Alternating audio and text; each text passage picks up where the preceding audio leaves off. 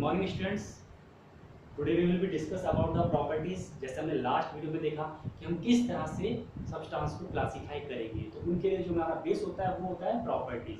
तो मैंने यहाँ कुछ प्रॉपर्टीज लिख दी हैं, उनका मीनिंग मैं समझा देता हूँ एक बार। Lustres, hardness and softness, solubility और insolubility, heaviness, lightness, transparency and opaques. तो वन बाय वन हम इसको समझेंगे।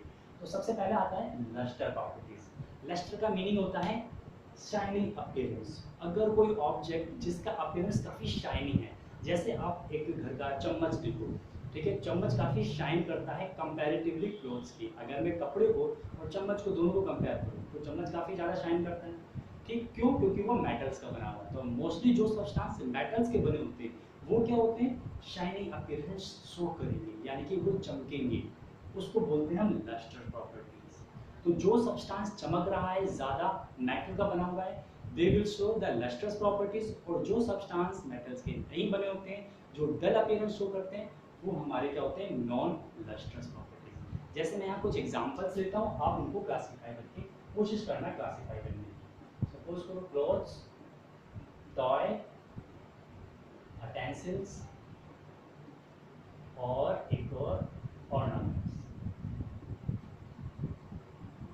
ओके, मैंने यहाँ 4 सब्सटेंस लिए। आपको क्लासिफाई करना है किस बेसिस पे, प्रॉपर्टीज हमारी लस्टर से, कि कौन सा सब्सटेंस लस्ट्रस प्रॉपर्टी शो करेगा और कौन सा substance non lustrous property show करेगा। ओके, मीनिंग वही, कौन सा सब्सटेंस शाइनी अपीयरेंस शो करेगा, शाइनी, और कौन सा डल अपीयरेंस शो करेगा।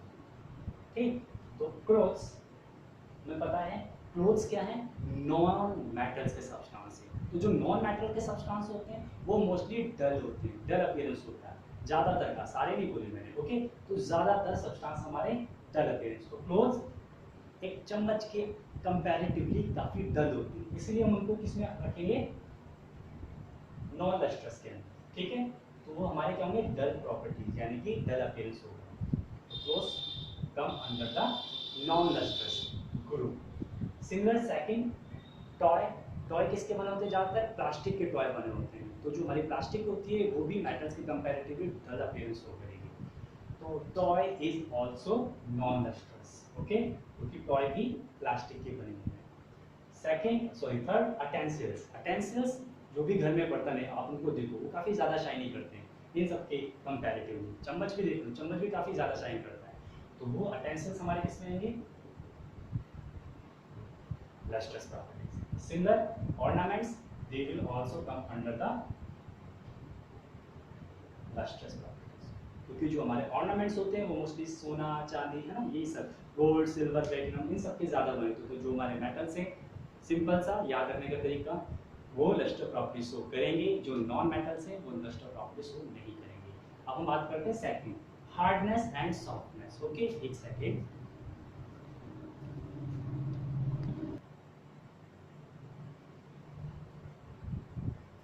Okay, so hardness and softness.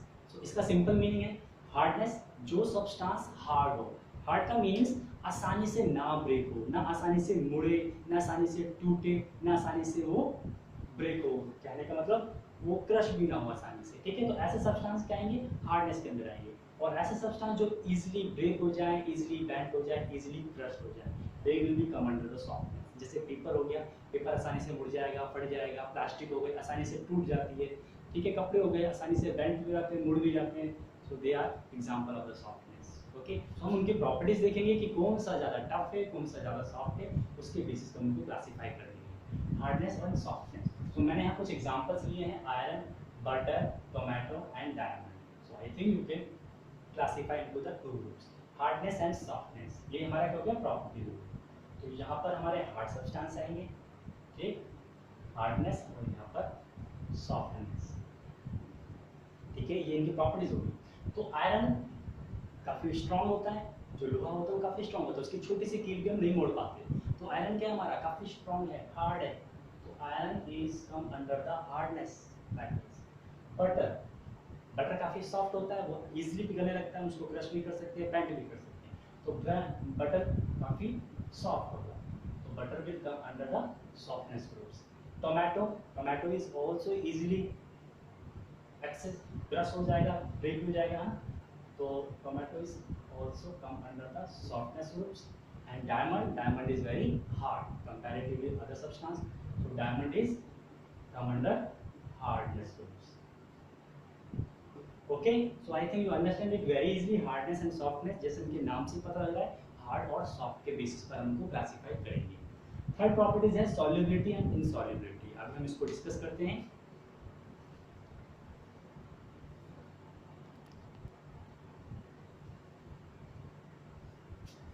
Okay, so now we will solubility and insolubility. तो solubility का मीन क्या हुआ कि जो soluble किसके अंदर, वाटर के अंदर हमेशा कंपेयर करेंगे. ठीक है, solubility and insolubility in water. तो सपोज करो मैंने पानी लिया और उसके अंदर जो चीज आसानी से घुल जाएगी उसको हम बोलेंगे soluble, और जो चीज नहीं घुलेगी वो insoluble. जैसे मैंने एक चम्मच चीनी ली, एक चम्मच चीनी पानी के अंदर घोल दी तो वो आसानी से घुल जाएगी. नमक लिया वो भी घुल जाएगा. तो चीनी, नमक, sugar, salt, they are example of the solubility, यानी कि they are soluble in water. जैसे मैंने रेत लिया, रेत को अगर मैं पानी में घोलूं तो वो नहीं घुलेगा. तो रेत क्या हो गया, sand is an insoluble substance in water. Okay, so जो सब्सटेंस इजीली डिसॉल्व हो जाए, घुल जाए, वो सॉल्युबल, जो नहीं होगा वो इनसॉल्युबल. चलो इनको हम क्लासिफाई करते हैं. मैंने एग्जांपल लिया milk, sand, sugar and mustard oil. तो शुगर हम लोग क्लासिफाई किस पे करेंगे, सॉल्युबिलिटी और इनसॉल्युबिलिटी. तो जो सॉल्युबल है उनको हम इधर लिखेंगे और यहाँ पर जो नॉन सॉल्युबल. ओके, तो ये हमारी प्रॉपर्टीज हो गई जिनके बेसिस पर हम क्लासिफाई कर रहे हैं. मिल्क हमारा सॉल्युबल है, पानी के अंदर हम डिसॉल्व कर देते हैं, वो घुल जाएगा. हम पानी और दूध को अलग नहीं कर पाएंगे. ठीक है, तो वो हमारे क्या होंगे, सॉल्युबल सब्सटेंस. तो milk is come under the solubility, soluble. Sand dissolve नहीं होगा पानी के अंदर तो वो non soluble. Okay, sugar can easily also dissolve in the water, so sugar is also come under the soluble. Okay, तो चीनी है आसानी से घुल जाएगी. मस्टर्ड ऑयल, ऑयल, अगर हम बात करते हैं ऑयल और वाटर की, तो कोई भी ऑयल हो, कोकोनट ऑयल हो, मस्टर्ड ऑयल हो, पेट्रोल हो, डीजल हो, ये सब ऑयल कैटेगरी में आते हैं और ये वाटर के अंदर डिसॉल्व नहीं करते. क्यों? क्योंकि ये काफ़ी लाइट होते हैं वाटर के कंपैरेटिव. जब हम डिसॉल्व करते हैं तो वाटर नीचे रहता है और ऑयल हमारा ऊपर रहता है, तो वो आपस में डिसॉल्व नहीं करती. तो इसीलिए ध्यान रखना, कोई भी ऑयल हो, मस्टर्ड ऑयल हो, कोकोनट ऑयल हो, पेट्रोल, डीजल, ये भी ऑयल ही आते हैं. क्योंकि कैरोसिन ऑयल होता है ना, तो कैरोसिन की ही कैटेगरी के हैं ये, तो ये सारे ऑयल के ही पार्ट है. तो ऑयल हमेशा डिसॉल्व नहीं होगा वाटर के अंदर. ठीक है, तो mustard oil is also non soluble. Okay, now we will come on the fourth properties, that is known the heaviness and the lightness. का मीनिंग क्या होगा heaviness और lightness? अगर मैं इसको प्लस कर दूं, यहाँ पर कुछ सब्सटेंस लिखूं,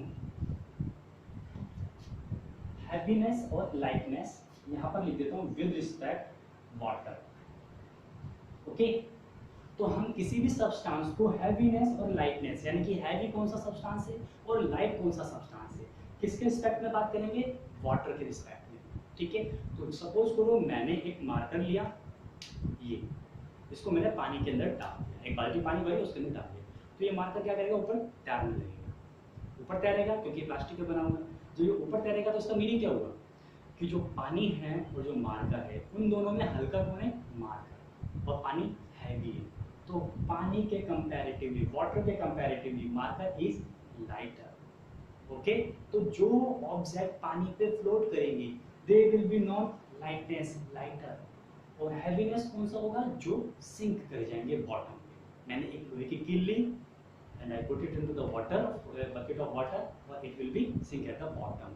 तो जब वो बॉटम्स पे सिंक हो जाएगा कोई भी object, they will be come under the heaviness. Okay, तो हैवीनेस और लाइटनेस को इजीली हम फाइंड कर सकते हैं. ठीक है, यहाँ पर हम वाटर को विद रिस्पेक्ट मान लीजिए.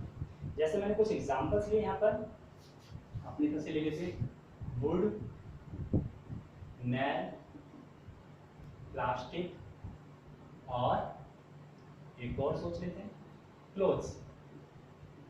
ठीक, तो 4 हमने एग्जांपल्स लिए, हम उनको क्लासिफाई करेंगे heaviness and lightness, heaviness and lightness. Okay, तो कौन सा ऑब्जेक्ट हैवी होगा, कौन सा ऑब्जेक्ट लाइट होगा। तो हम पानी के अंदर इसको सबसे पहले वुड को डालेंगे, तो वुड तो हमारी तैरती है, फ्लोट करेगी, तो wood is come under the lightness. Okay, nail छोटी सी कील डाल दोगे तो वो सिंक कर जाएगी, तो जो सिंक हो गई वो हमारा हैवीनेस। ठीक, ये हैवीनेस की प्रॉपर्टीज हो गएगा। प्लास्टिक का कोई ऑब्जेक्ट डालोगे पानी के अंदर तो वो हमेशा तैरेगा। तैरेगा इसका मीनिंग क्या हो गया कि वो काफी लाइट है, काफी हल्का है। तो प्लास्टिक्स भी लाइटनेस में आएगी, और क्लॉथ भी हमेशा तैरते हैं, वो फ्लोट करते हैं, काफी हल्के होते हैं, तो वो भी हमारे इसमें आएंगे लाइटनेस में। I think you are understanding it very well. Okay, now we come under for next properties, transparency, translucency and opaque. तो ट्रांसपेरेंसी, ट्रांसल्यूसेंसी एंड ओपेक क्या होता है, ये अभी हम डिस्कस करेंगे नेक्स्ट वीडियो में। ठीक है, फिफ्थ है, ये काफ़ी इंपॉर्टेंट है, इसको पढ़ना है, फिर हम आगे डिस्कस करेंगे। Okay, thank you.